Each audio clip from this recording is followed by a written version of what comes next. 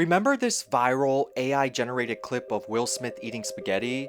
It might be hard to believe, but that came out just 2 years ago. This is Will Smith eating spaghetti using Google's VO3, released 5 months ago, which was then quickly surpassed by Sora 2, released last month. AI has gotten much more advanced since the OG Will Smith meme, but there was still always something that would give it away no matter how realistic the content got. Now we have AI memes circulating of Jake Paul, and many people notice that it genuinely looks and feels like a real video down to the voice and camera quality. A little base first, just a couple dots, blend around the beard. You want to press, not drag, so it stays even.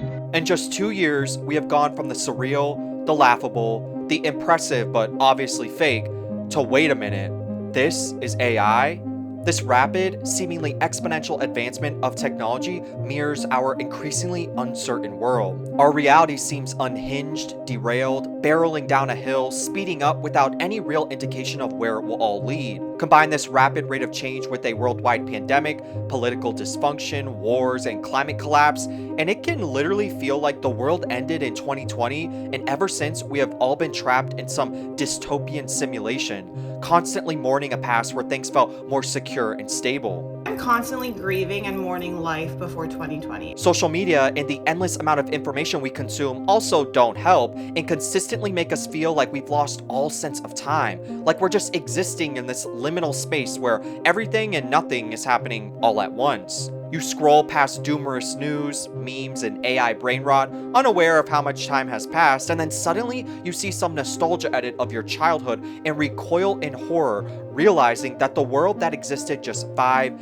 10, 15 years ago feels genuinely completely foreign to you now, like a literal century has passed since then. Now, any old person would tell you that what we are experiencing is not new. As we get older and technology continues to advance, the world we used to know continues to change until we no longer recognize it. So then is that it? We're all just chopped and unk and are just now realizing our choppedness and unkness, which is giving us existential dread as the world changes and leaves us behind? Well, yeah, but also no. I think what Gen Z is experiencing is not just normal aging, but it's also literally everything speeding up as we experience far more change in less time, which is leading to us all collectively feeling older than we are, and there is actually some studies to back it up. In this video, I want to argue that Gen Z isn't just aging, but aging faster compared to each previous generation, at least perception-wise. We will touch on how our brain perceives time and how what we experience can make it appear to speed up or slow down, the movie Weapons and Gen Z's obsession with aging and control, how social media can literally steal our youth from us, novelty theory and why everything is so uncanny and weird now, how the older we get, the faster time appears to go, and how capitalism doesn't just promote mass consumption in the physical sense, but also in the temporal, as time itself has now become disposable. Do you know that the guy says that machinery is going to take the place of every profession? Gen Z is like aging really rapidly. It's only going to get weirder. The level of contradiction is going to rise excruciatingly. I think it's just going to get weirder and weirder and weirder, and finally it's going to be so weird that people are going to have to talk about how weird it is.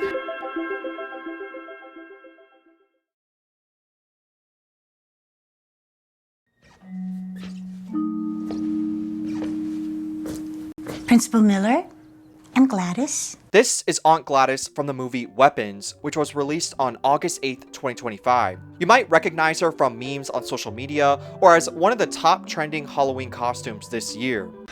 Oh, I absolutely love this house. Without spoilers, Weapons is an American mystery horror film that follows multiple characters' lives after the mysterious disappearance of an entire class of school children except one student, Alex Lilly. The film shows the dysfunction and anxiety this small town experiences as they all desperately attempt to figure out what happened from the point of view of the teacher, a parent, the principal, a cop, a homeless addict, the student, and Aunt Gladys. Aunt Gladys is related to the only student who did not disappear from the class, and she ends up moving in with his family temporarily while she recovers from a sickness. We eventually end up learning that Aunt Gladys is a witch and uses her powers to control others, as well as feed off her victim's energy to help repair herself and, hypothetically, live forever. The film has tons of symbolism and hidden meanings, from school shootings and how they can affect a community, addiction and how it disrupts families, to power dynamics and cults, aging, and the lengths people will go to prevent the inevitable. What I wanted to focus on was Aunt Gladys siphoning her victim's life force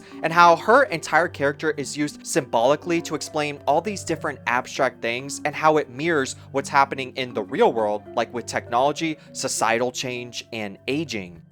1/15 of a teaspoon.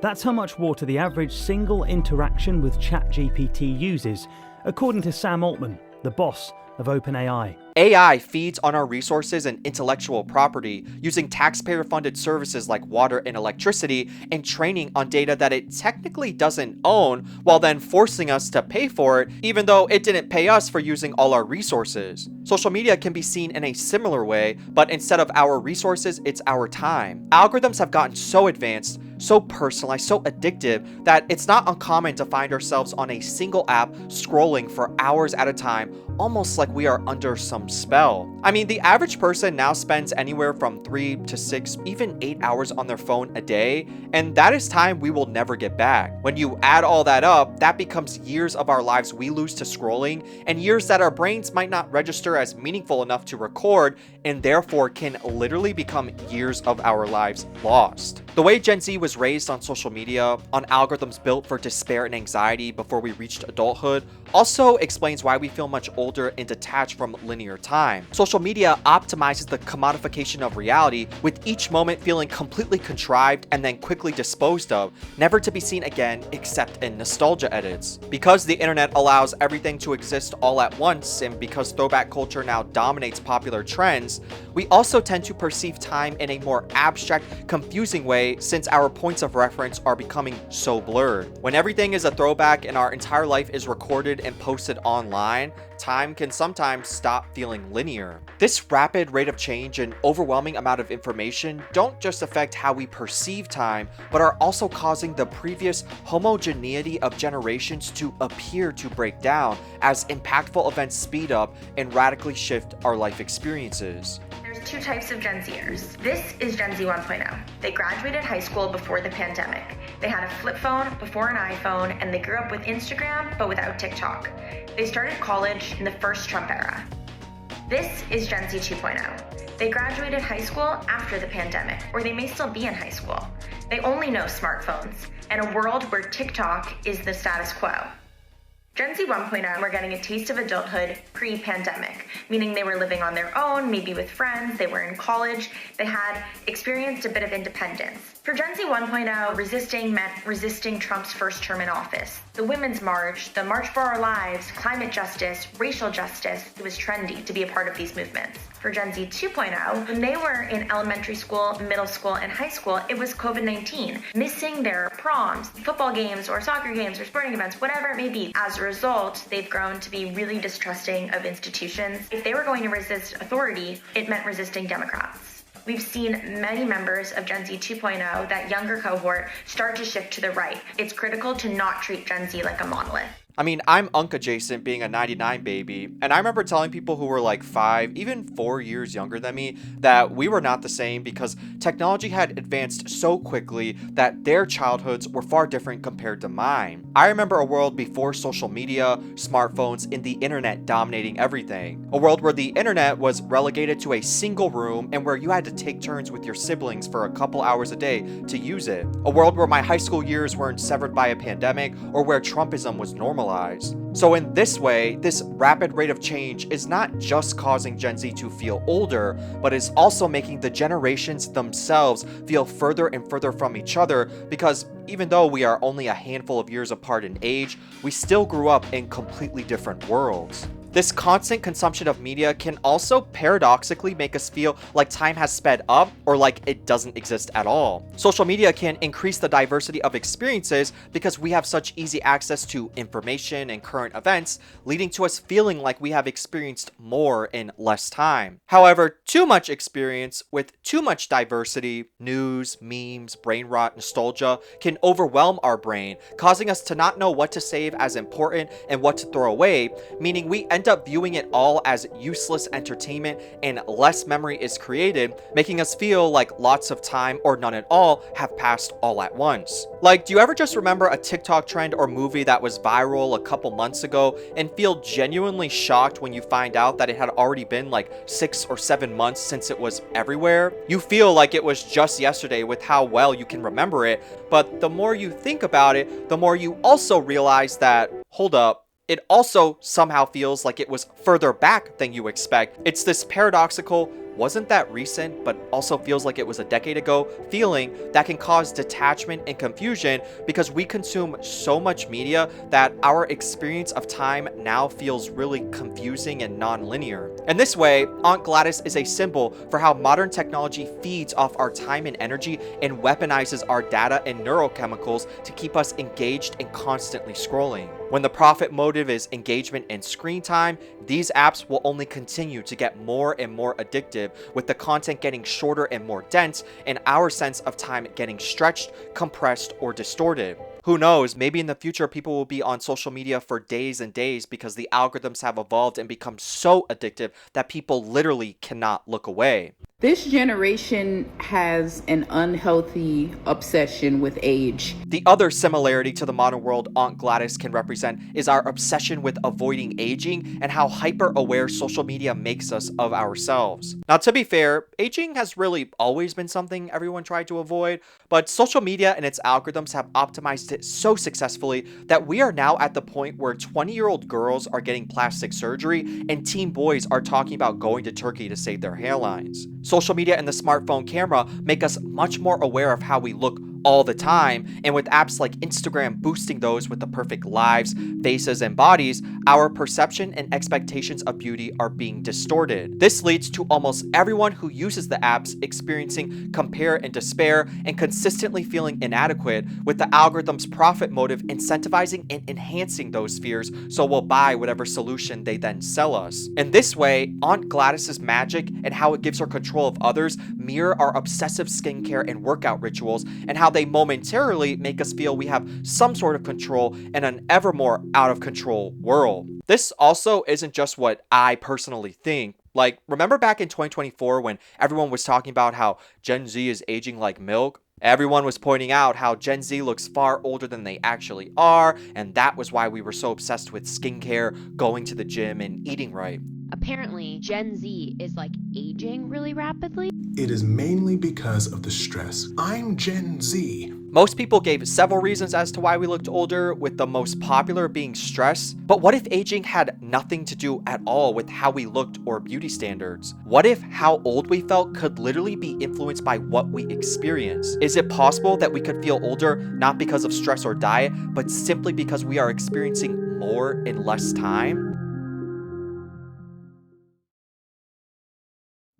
Like most kids growing up, I would dread the weekend ending. I would always be so excited when Friday came around and just mourn how fast it all went Sunday night. When I was like 11, I had 2 specific weekends in a row that would change how I perceived time forever. It all began when I got dropped off at my uncle's to spend time with my cousins. We basically just sat around for 2 days straight and watched Disney movies. It was a pretty slow, boring weekend. Nice to spend it with my cousins, but uneventful nonetheless, and it just seemed to drag on during it all. But when it ended and I was in bed that Sunday night, as I looked back and dreaded the school week ahead, I noticed something strange. The weekend seemed to have flown right by, almost like it didn't even happen. Now, I know almost every weekend flies by, but what made it feel so weird to me was when I compared it to the previous weekend. That weekend was much more eventful. Friday night, we walked around downtown Key West, my hometown, ate at my favorite Cuban restaurant, and watched the sunset and street performers. The next morning, while we all had breakfast and watched Jaws, my tío invited us to to go on their boat, and we spent the entire day out on the water. We then went back to his house, and me and my little sister played in the pool while my family talked and cooked food on the grill. We would end up swimming late into Saturday night until the pool lights turned on, and quickly fell asleep once we got home. Sunday morning, we got up early and went to Sunday school, where I got to see some of my best friends. After that, we went to brunch, where I got to eat my favorite breakfast: scrambled eggs, hash browns, and chocolate milk made from scratch with chocolate syrup. Once home, my little sister and I sat on the back porch and used our imagination to play all sorts of games until the sun began to set and supper was ready. This time, on this Sunday night, I still dreaded the school week about to start, but when I looked back on my weekend, I was astonished to find it had only been 2 days. I thought to myself, it feels like 3, 4, even 5 days worth of time had passed, even though it obviously hadn't. Why is it that, in retrospect, a slow weekend seemed non-existent, but an eventful one seemed longer than it actually was? It was then that I formulated this theory that the more we experience in a fixed amount of time, the more our brain records, the more events we have to look back on, and the more time we perceive as passing. As I got older, I began to extrapolate this concept out due to our rapidly changing world and wondered, what if the more time we perceive as passing also somehow makes us feel older than we are? Does this sound familiar? Because it should. I think this same phenomenon can be applied to our modern world, where we seem to experience more and more in less and less time. And what I noticed when I was 11 wasn't a unique discovery, but an actual scientific theory. Event segmentation is a theory and process by which people parse a continuous stream of activity into meaningful events. Event segmentation allows the flow of information experienced in life to be partitioned into distinct episodes, facilitating understanding of the world, action within it, and the ability to store information in memory. One basis on which experiences are segmented is the presence of physical boundaries, like walking through doorways. Previous findings have shown that event segmentation has a significant influence on memory, with better memory for events occurring within a single boundary compared to events that cross boundaries. So in other words, event segmentation is a cognitive concept that attempts to explain how we experience and record events, with the more moments being recorded in a specific unit or segment, the more our brain will take note and the more time we tend to assume has passed. So 11-year-old me physically traveling to multiple different locations in a weekend, visiting family, and doing all these activities make my event segmentation much more numerous and therefore appear longer and stretched out compared to the weekend when I'm in the same location all day doing the same thing. Memory compression is the way in which our brain condenses and stores information. Rather than storing memories as a linear reel of experiences, the brain condenses events into abstract snapshots. Instead of exact playback, our memories function more like a story we reconstruct with each recall. This is especially true for episodic memory, or our timeline of lived experiences, which undergoes temporal smoothing and gist extraction. In this sense, the brain prioritizes the emotional weight, meaning, and continuity of experiences over fine-grained chronological accuracy. So this kind of ties back into what I say a lot in my previous nostalgia videos, and how the brain does not really record reality, it interprets it and sorts moments based on meaning and significance. So the more eventful and significant the moments are, the more likely you are to remember them, and in retrospect, have all this information to look back on compared to an uneventful experience. Now, remember what I said about how during the slow weekend with my cousins, time seemed to drag, and it was only in retrospect that the days seemed to fly by? Well, this has to do with the different ways we experience time when thinking about the past versus the future. Perspective memory is the anticipation of what's to come in the future. It's remembering that you have homework due tomorrow or a doctor's appointment on the 20th. Retrospective memory is what we recall after a moment has passed. It's that childhood birthday or a perfect Christmas from your youth. So when I was in the moment of the slow weekend, my perspective memory seemed uneventful because I didn't have much planned and therefore it seemed to drag, while the eventful weekend felt quicker in the moment due to all these things I knew I had planned up ahead. In retrospect, these flip because my brain sorts and stores the information, and the uneventful weekend has fewer event segments, while the eventful one is busy and impactful and full of event segmentation. By now, I think it should be obvious how these concepts can apply to Gen Z and what we have experienced in our lives so far. The rate of globally significant events and that of discoveries and crises is growing exponentially. Our civilization is like an uncaptained ship, sailing on rough seas with neither chart nor compass, all the while moving faster and faster. There are decades where nothing happens and weeks where decades happen. That quote is largely attributed to Vladimir Lenin, and I think it perfectly captures the Gen Z experience. The constant memes about how sick we all are of living through historical events and how much we wish life were boring again show how most of us are aware that life seems to be speeding up, or like reality has become too busy and eventful. For Gen Z, our lives so far have been like my busy weekend with my family. So many impactful, life-altering events crammed into less and less time, causing our brains to create more memories, and when we look back, time feels to stretch, or like far more has passed than actually has. Now, I know many older people watching this video might be cringing at my thesis here. This strange, naive boy who doesn't know Ash Wednesday is over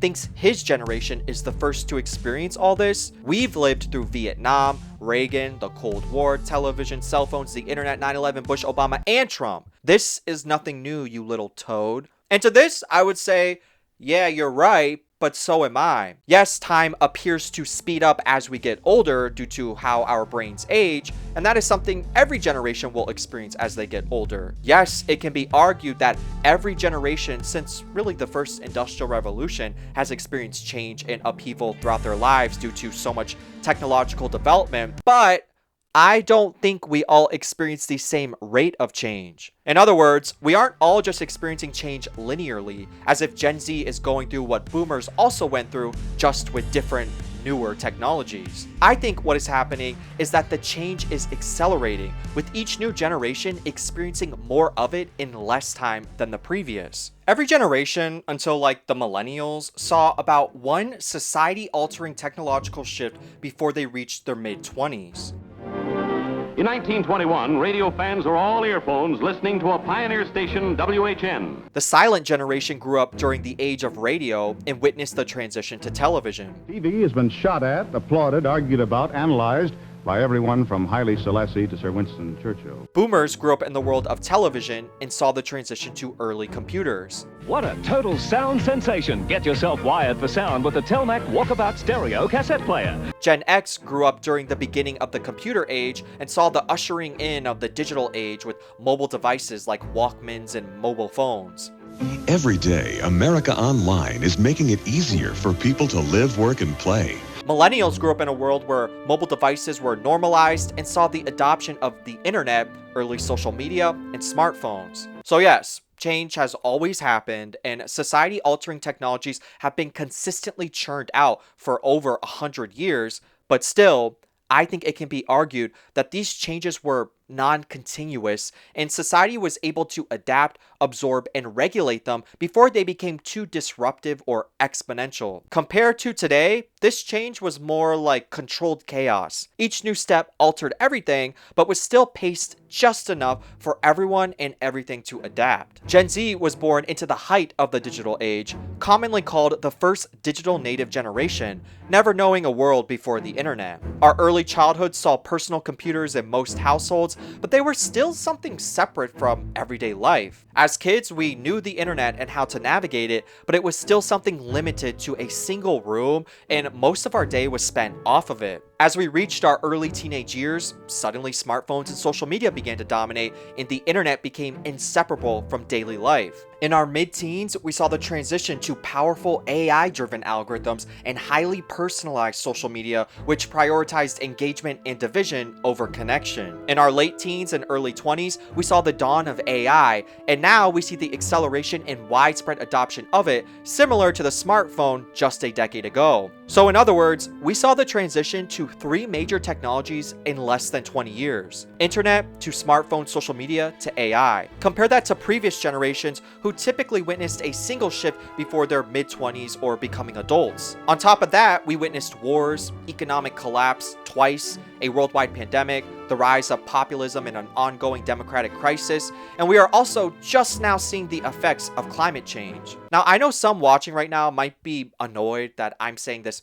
only applies to Gen Z because obviously other generations are still alive and experiencing these current changes as well, but my main point here is when we are experiencing them. So far for Gen Z, our entire lives have basically been disruption after disruption, whereas For example, millennials tend to remember a childhood and even adolescence before 9/11 and the Great Recession, let alone social media, AI, or democratic collapse. Gen X, boomers, and the silent generation might remember impactful historical events, but I'd still argue that compared to Gen Z, these changes were paced and digestible. Millennials do come closest to Gen Z though, and I think you can argue they are basically in the same boat as all of us.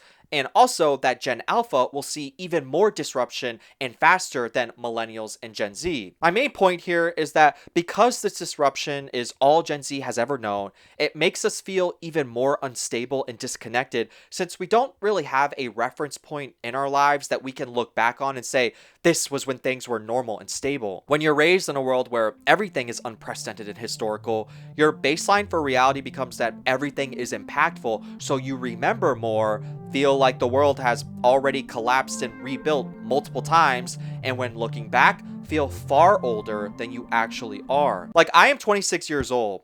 I should not feel like I have lived a million different lives in a million different worlds, or literally relate with someone who is 90 years old talking about how they don't recognize the world anymore because of how much has changed. We are supposed to feel that way when we are like 50 years older than we are, not in our 20s. So to tie this all together, how many eventful moments occur in a specific segment can affect how our brains interpret the passage of time, and because Gen Z arguably experiences more in shorter time spans, we perceive far more time having passed than actually has, leading to us feeling older than we actually are. Labubu.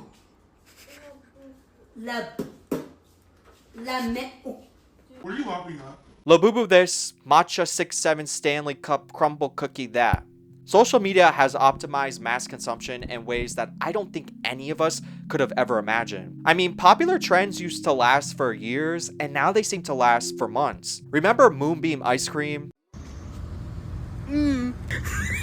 That meme was like 8 months ago, but it literally feels ancient now. And don't even get me started on fast fashion. Fashion trends are now watered down to months, even weeks, with people calling them micro trends. I mean, we can't even agree on what the trends are anymore due to algorithms and information silos. It's like everything is speeding up, but at different rates and in different ways for different people. But why does it seem like time isn't the only thing speeding up, but also our trends and cultural evolution? Well, it's not just because of addictive algorithms or event segmentation, but also has to do with capitalism, Christianity, and how these two have influenced Western society to view time and profit. Before Judaism and Christianity, it was actually quite rare to find human cultures that followed linear models of time. Most cultures instead viewed time and progress as cyclical, which was inspired by the cycles found in nature. The invention and development of human civilization hinged on the agricultural revolution, and to make your harvest bountiful, you had to observe and learn how nature behaves. When you looked around, day would turn to night and back to day,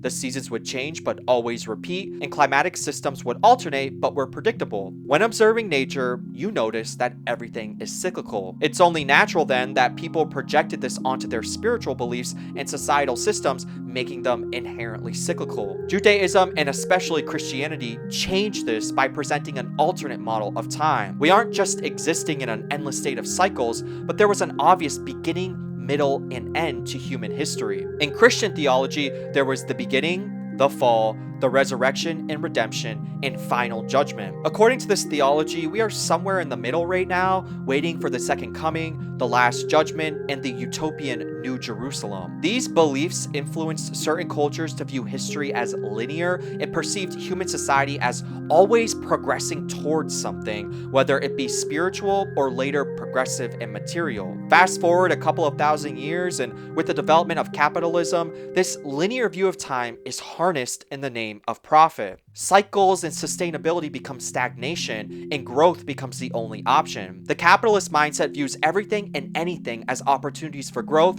and the internet, algorithms, and social media have made that possible in ways Adam Smith couldn't have ever imagined. Capitalism needs the illusion of scarcity and discontent to function. The present moment shouldn't ever exist, and you need to be convinced that who you are or what you have isn't enough for it to work. This mindset makes you more susceptible to consumption, and this infinite growth model incentivizes a world where trends get shorter and time feels quicker. The more things change, the more opportunity for growth, the more disposable things become, the more people will have to purchase, the more our world becomes contrived, and the more we feel has come and gone. In other words, capitalism incentivizes this artificial turbocharging of time, prioritizing the disposability of reality in favor of profit. It also ends up harnessing the collective doom and anxiety we feel because of all of this, convincing us to buy whatever new thing is trending to cope. Whatever quick fix will give the biggest hit of dopamine and briefly distract us from the doomorous reality of our modern world. So in some ways, this change isn't really natural or the literal result of genuine technological advancement,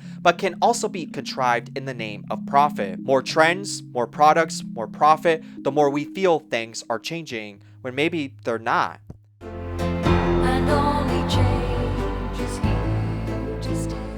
But life is always changing, right? Heraclitus said, "Change is the only constant in life," and I've always been drawn to the logic and arguments that tend to stem from this kind of thinking, like that human suffering stems from a constant resistance to change. As living beings, we naturally try to avoid change and seek out stability. Life itself is basically just complex, self-organizing chemical systems that create an internal balanced environment and constantly respond to the world around them. The more things change, the more we have to respond and adapt. But what happens when that change is so rapid, so chaotic, so disruptive that it outpaces our ability to adapt? It's only going to get weirder. The level of contradiction is going to rise excruciatingly.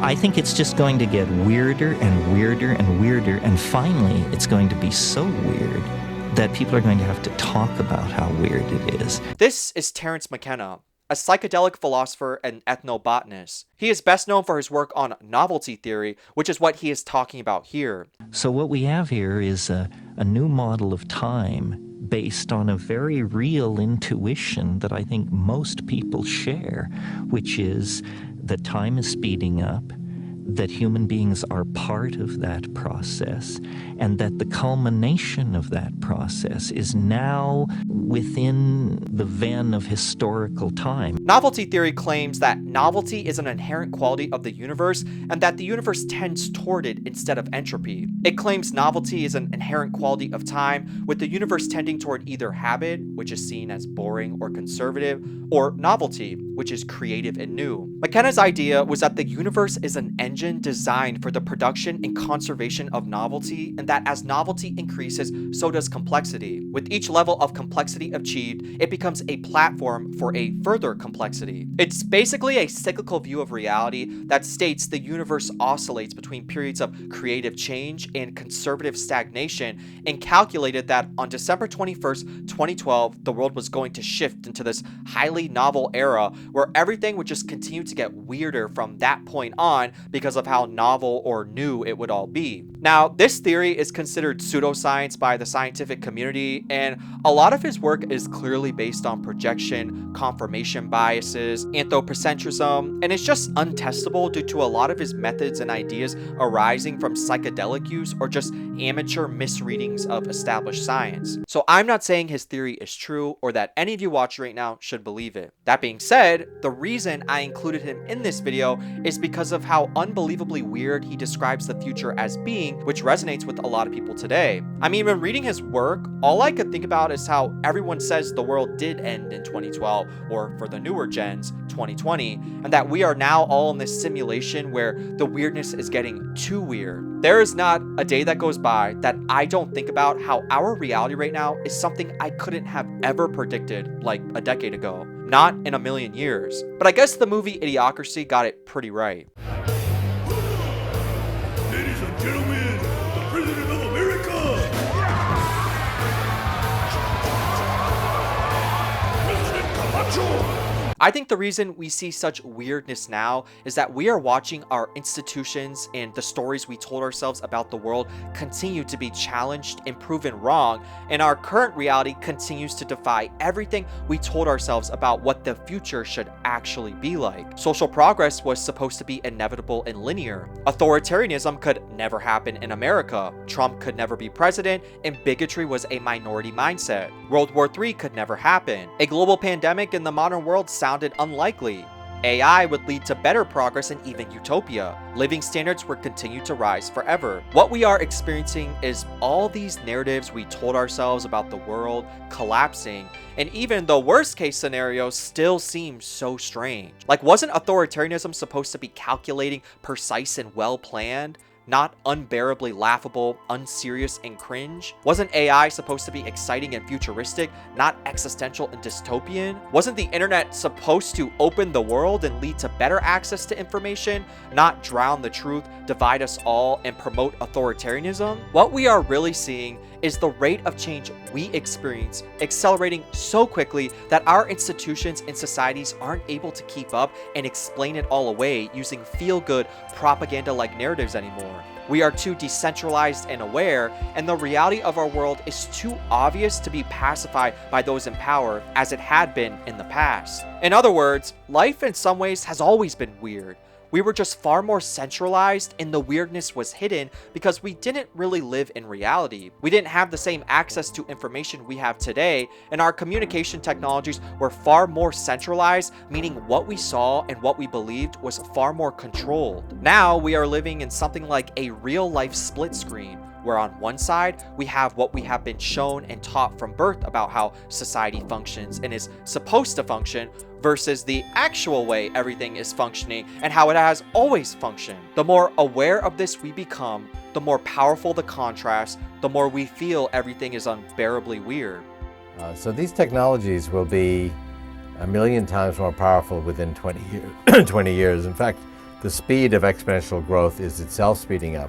A great example of this is how interested I was in AI and futurism growing up, and what I was told it would look like versus what it is actually looking like. I remember being a teen in 2012 and going down this all-encompassing ADHD hyperfixation of AI and the technological singularity just as I was becoming an atheist. It was perfect timing because I felt a void of meaning that leaving my faith created, and then in comes all these futurists and physicists telling me that AI would basically become a god that would solve every issue humanity ever had, and that society genuinely wasn't prepared for the amount of change to come.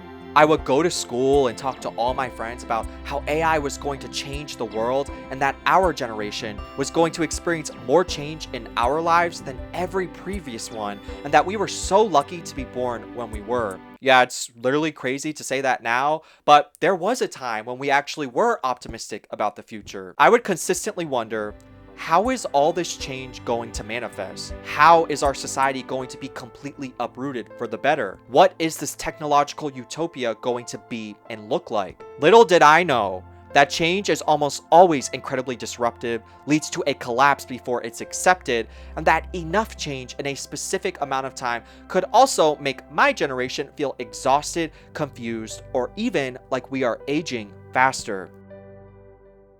Now, I know we covered a lot in this video, but to briefly summarize, our technologies can literally steal years from us through distraction and data harvesting. The acceleration of change and impactful events can cause our perception of the past to feel distorted and longer than it was. Capitalism and consumers' culture incentivizes speeding this all up even more, and it's leading to a disconnect from reality and sense that everything feels weirder and weirder. But now, I want to add some nuance and context to this video. Firstly, the idea that time is speeding up or that we are all literally aging worse or faster than anyone previously is a subjective one. If we're talking about biology, if anything, better access to healthcare and diagnostic technologies, better knowledge of health and diet in general, more water consumption and less smoking, at least in America, sorry Europeans, My pronouns are USA. have arguably led to Gen Z being the healthiest generation ever,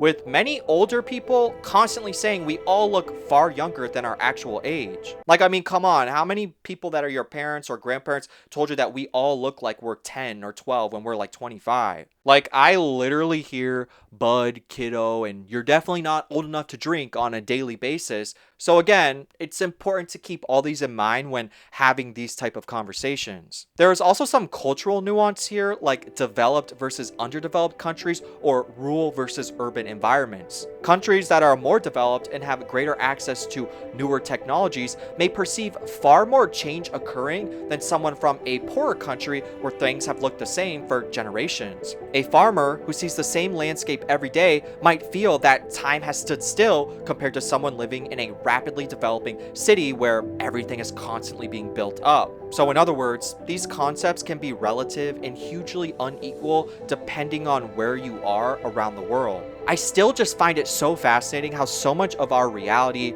our lived experiences, and the narrative our brain constructs isn't objective, but is based on emotions and contrast and our perception of change. Humans experience life relatively and record change more often when contrasts become common and extreme. The main thing I learned while researching this video is that time is not as objective as we think, and that what we literally feel, do, or notice can affect how we end up perceiving it later on. So then what can we do with this knowledge? How does this help us cope with the exhausting rate of change? Well, I think just knowing that it's happening can help. The truth will set you free, and in some ways, the world has always been chaotic and diverse with experience and change. We just weren't aware of it. We didn't invent the technology to show us everything all at once yet, so we weren't able to grasp its magnitude. Being aware that this change is happening, and also that our algorithms manipulate us using fear and insecurity, can help us become more aware of when to stop scrolling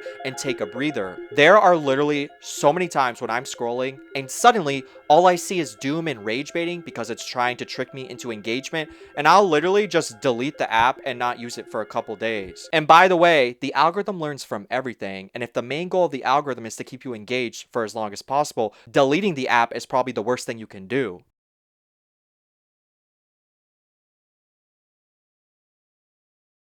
But it is also true that we do live in scary, rapidly changing times, but it's good to slow down and be present every once in a while, and to know that it sometimes also isn't that bad and that you are being manipulated for profit. For me, one of my favorite ways to slow down is to spend time with an older family member. Whenever I do, I feel I can literally notice myself become more present and ironically feel young again, because their detachment from technology reminds me of being a kid before it all took over. I know this sounds weird, but I've always felt like old people are like how reading a book feels. Like you're present, focused, and taking everything one step at a time. You're not shut out from the world, you're still aware, but you are more in control and calmer. It makes me think that maybe aging isn't so bad after all. Most people tend to get happier as they age, and I think if older people had more visibility in positive ways, we wouldn't be so anxious about it happening to us. Maybe we're supposed to be terrified and detached when we're younger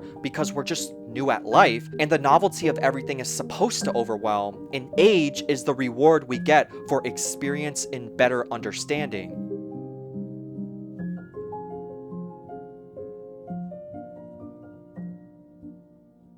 But what do you guys think? Do you agree? Do you fear aging? Do you think there are any other reasons we feel older that I may have missed? Let me know in the comments, and I hope you all enjoyed this video.